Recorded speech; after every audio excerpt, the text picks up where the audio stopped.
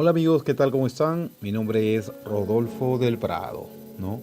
Y el día de hoy es un programa totalmente distinto al cual estamos acostumbrados, en el cual yo les ofrezco, siendo muy sincero, muy honesto, muy sarcástico, y dejamos todo eso de lado, ¿no? Y intentamos batallar en un momento totalmente distinto. ¿Qué les puedo decir? Les puedo decir que una seguidora me escribió y me dijo: Rodolfo del Prado, siempre hablas del mundo del espectáculo y hablas del mundo de la farándula, pero nunca hablas de ti. Entonces nos gustaría, y no fue una, fueron varias. ¿Por qué me animo a hablar el día de hoy sobre el tema? Me animo a hablar porque se juntaron varios pedidos de varias seguidoras por medio de mi Instagram. Y me comenzaron a decir: Rodolfo, hablas tanto del mundo del espectáculo y de la farándula, pero no conocemos absolutamente nada de ti. Y yo creo que el día de hoy es uno de los tantos capítulos que quiero hacer con respecto al tema de mí, ¿no? ¿Quién es Rodolfo del Prado? ¿De dónde viene Rodolfo del Prado? ¿Cómo llegó a esta plataforma? Entre otras cosas más. Pero el día de hoy vamos a hablar de mi niñez, ¿no? Yo soy el segundo hermano de 9. Tengo una hermana mayor, ¿no? Que es muy parecida a mí, déjeme decirle, pero con cabello largo, ¿no? Y bueno, quiero decirles que a veces no es fácil tocar la vida de una persona, ¿no? ¿Qué fue lo que pasó? ¿Cómo acontecieron los hechos? Son cosas un poco difíciles de contar. Mi papá se dedica a la publicidad, mi papá es publicista, independiente, por su cuenta. Y nosotros venimos de una familia muy pobre, con muchos recursos, falta de recursos, mejor dicho, ¿no? Una familia que se ha hecho con el tiempo, ¿no? Y ha podido llegar donde ha llegado con esfuerzo y mucho sacrificio. Mi mamá se comprometió con mi papá cuando tenía 14 años de edad y tuvo a mi hermana mayor. A los 2 años me tuvieron a mí. Mi mamá me tuvo cuando era prácticamente una niña, ¿no? 16 años. Y solamente el simple hecho de imaginarme a una niña de 16 años, porque todavía, o una señorita de 16 años con un bebé pelón totalmente en sus brazos, que era yo,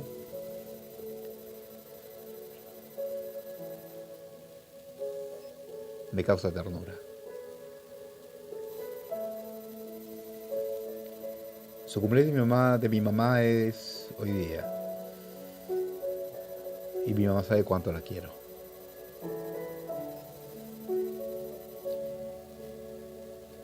Dentro de mi familia tuvimos muchas carencias, bastante diría yo, ¿no?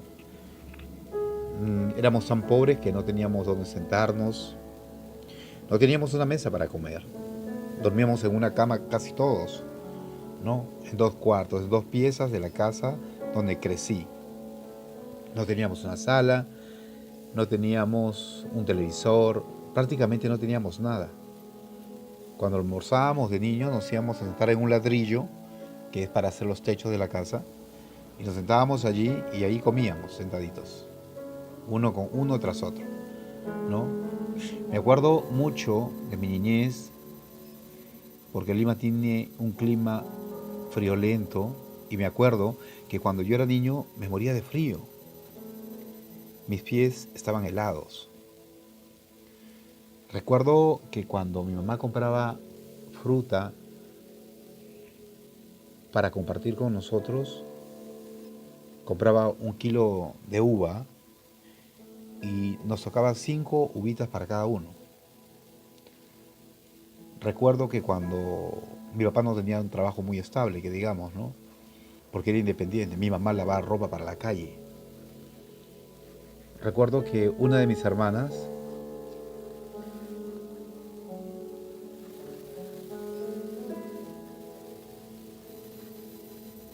cuando no había ese dinero para comer, para comprar, para lo que sea, se iba al mercado a las 3 de la tarde y donde ponían la fruta que se estaba malogrando, los del mercado ponían frutas en un costado y y decían, alguien vendrá a recogerla, y mi hermana iba a buscarla para llevarla a la casa. Nunca tuve esa iniciativa yo, era ella, una de mis hermanas, menor que yo. Y ella llegaba con la fruta, a todos dándonos de comer, ¿no? Para darnos de comer, porque mi papá obviamente no tenía un trabajo estable y había momentos que había dinero y había momentos que no había. Mamá lavaba ropa para la calle y nosotros íbamos al colegio. Y muchas veces cuando íbamos al colegio, mi mamá decía, mañana no hay plata para comer.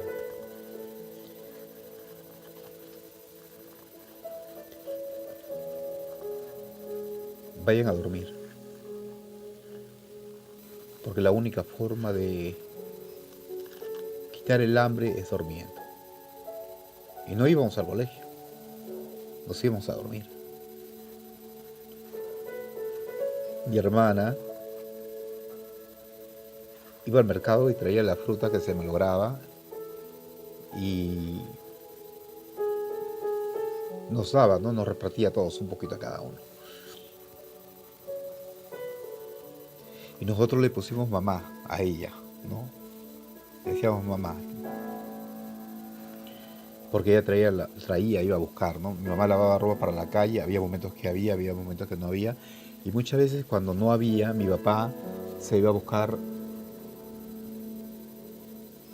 la plata del día que nos iba a dar la alimentación, supuestamente siendo niños. Y llegaba a la 1 de la mañana, 2 de la mañana. Y muchas veces tenía que prepararnos la comida a esa hora y levantarnos, ¿no? Nosotros todos débiles. Yo no sé cuántos de ustedes se han muerto de hambre todo un día, ¿no? Es horrible, realmente. Pero no sabíamos cómo hacer dentro de nuestra precariedad, saber cómo conseguir ese plato de comida que necesitábamos. Mi mamá hacía todos los esfuerzos a Dios y por haber, pero la pobreza era tan grande que no se sabía.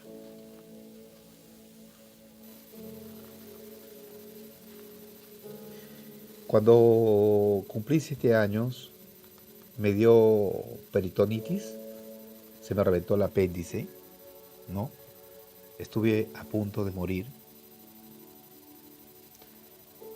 Y yo recuerdo que cuando me dio un cólico profundo, ¿no? Me acuerdo que mi mamá, yo no podía pararme, comencé a vomitar verde y yo no me sentía bien, me doblé en dos y recuerdo que mi mamá me decía, ¿qué te duele? Y yo le decía, me duele la barriga, ¿no? Cuando llegó un momento en que mi mamá decide prestarse dinero y llevarme al hospital, en pleno camino lo encuentra mi papá. Mi papá llegaba con el dinero, ¿no?, que había conseguido para darnos de comer. Y se sube al carro y me lleva al hospital. Cuando mi papá llega al hospital conmigo, a una clínica, ¿no? Porque ya, o sea, era lo más cercano que había a la casa y era lo más caro también, ¿no? Y no había los medios para pagarlo, pero él se arriesgó y se fue igual. Yo me acuerdo que los doctores le dijeron a él, su hijo está mal, de cada 10 niños se salva solamente uno. Y usted tiene que firmar ese documento porque a su hijo se le ha reventado el apéndice. Y si él muere, no es nuestra responsabilidad. Mi papá en ese momento, pues, como última voluntad me preguntó a mí qué quería yo. Si me quería quedar en ese hospital o quería ir a otro hospital donde eran especialistas para niños. Y yo decidí en ese momento irme a otro hospital todavía. Me acuerdo que en el camino, y tenía 7 años, si no me equivoco, yo comencé a vomitar verde. Llegué al hospital, me corrían de una camilla a otra, me llevaron a una sala de operaciones. El doctor me dijo, vamos a hacerte dormir y vas a contar, ¿sabes contar de forma regresiva? Yo dije sí, y me dijo, entonces vamos a contar de forma regresiva. Y yo me acuerdo que en el número 7 me dormí, y en la sala de operaciones había un televisor y yo estaba viendo El Hombre Lobo, y me quedé dormido. Al día siguiente los doctores me salvaron la vida. De cada 10 niños, uno se salvaba. Y ese uno fui yo.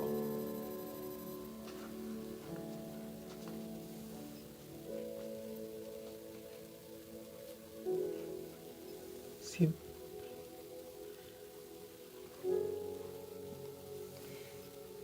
Siempre he dicho que Dios tiene un propósito en la vida de cada persona. Ahora lo entiendo. ¿Cuál fue el mío?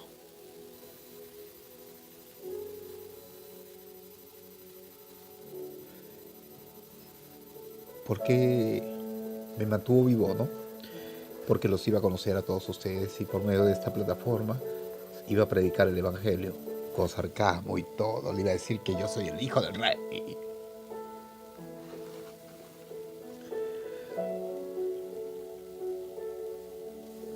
Muchas navidades fueron muy tristes, ¿saben? Yo me acuerdo que me subí al techo de mi casa y le decía a Dios, ¿sabes qué? Llévame a vivir contigo. Pasaban cosas negativas en mi mente, no lo voy a negar. Le decía, llévame a vivir contigo, no quiero estar aquí. Más cuando era la Navidad y te deprimías porque no tenías un par de zapatos o no tenías ropa y tus amigos sí lo tenían. Entonces yo decía, llévame a vivir contigo. Yo quiero morirme, le decía, ¿no? Porque me sentía, la pobreza era tanta en mi casa que me sentía tan desdichado. Y le decía a Dios eso. Entonces, pero yo siempre decía, yo no puedo hacer nada en contra mía porque a Dios no le va a gustar que haga eso. Y siempre respetaba lo que Dios pensaba. Pero siempre le decía, llévame contigo. Cuando me acuerdo que daba el hermano Pablo con un mensaje a la conciencia, a mí me encantaba escucharlo. Y me encantaba oírlo una y otra vez cuando hablaba. Y repetía lo que él decía, ¿no? Estaba entregando mi vida a Cristo, no lo sabía. Pero eso es lo que estaba haciendo. Recuerdo que cuando muchas veces, por ejemplo, a veces no había que comer, mi mamá hacía 2 kilos de arroz porque éramos un montón, ¿no? Y siempre nos dio menestra, que era lo más económico, menestra con su cebollita, con su tortilla, siempre fue menestra, siempre, de casi todos los días, ¿no? De repente por ahí otra cosa más, pero siempre fue menestra. Y a veces mi mamá hacía 2 kilos de arroz y a veces quedaba el cocolón, lo pegado de la olla del arroz, ¿no? ¿Y yo qué hacía con mis hermanos? Guardábamos eso pegado de la olla del arroz y al día siguiente la lavábamos. Con bastante agua lavábamos todo eso, el arroz que se quedaba.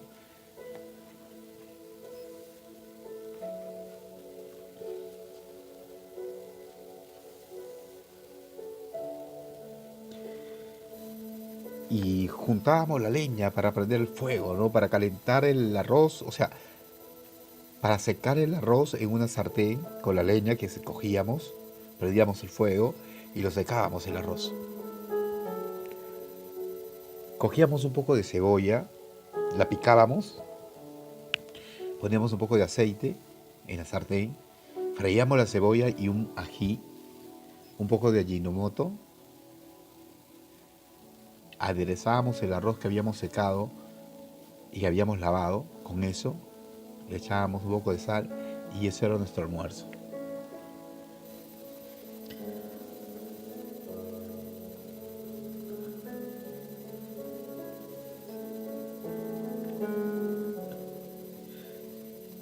Cosas que pasaron que no tengo vergüenza de contar.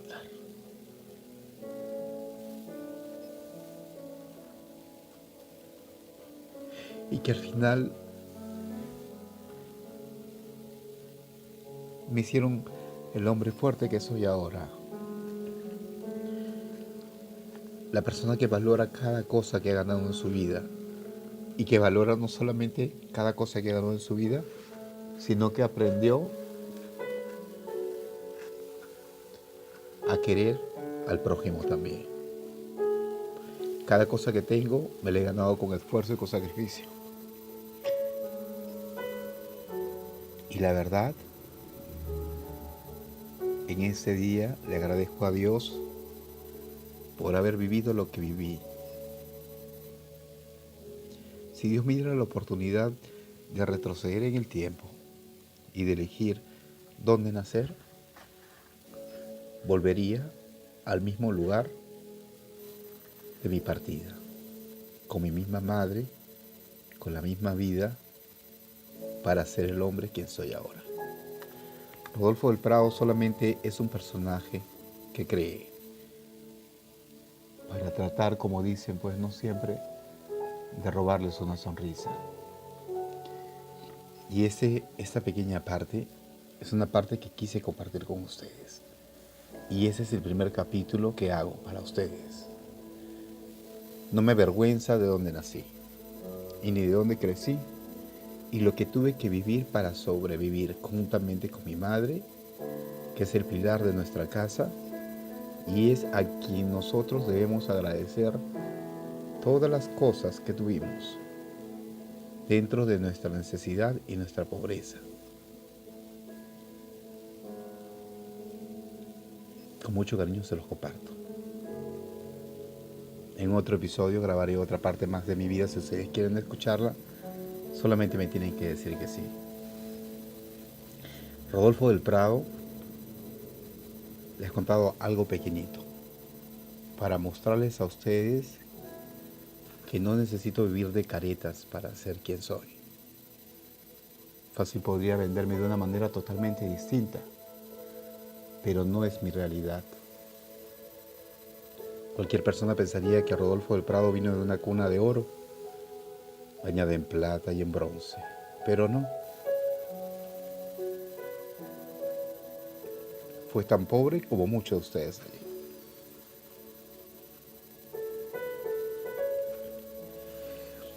Y la pobreza dignifica. A esa edad que yo tengo puedo decir, he logrado muchas cosas buenas en mi vida, de las cuales no me siento avergonzado, me siento orgulloso de decir que sí se puede. Y si tú estás allí y estás pasando un momento de necesidad, un momento de soledad, lo único que puedo decirte a todo esto es que sí se puede lograr vivir mejor, ser mejor persona y tratar siempre de mantener aquella humildad que es la que te lleva al éxito, que es la que yo tengo, que Dios sembró en mi corazón. Y no solamente eso, tener fe en Dios. Donde tú estés, dejando todo el personaje que es Rodolfo del Prado, lo único que te digo solamente es que Dios te ama. Y se fue la música, por supuesto. Pero ahorita vuelve. Ahí está. Que Dios te ama y que lo único que necesitas solamente es buscarlo. Porque Él está allí para ti, como lo estuvo para mí también. Rodolfo del Prado se despide diciéndoles lo siguiente: con todos sus pecados y sus defectos, yo soy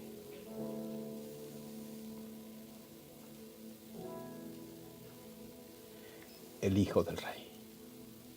Y ustedes también. Solamente tienen que recibirlo a Cristo en su corazón. Nada más. Es fácil y sencillo. Así lo hizo Él. Es muy simple.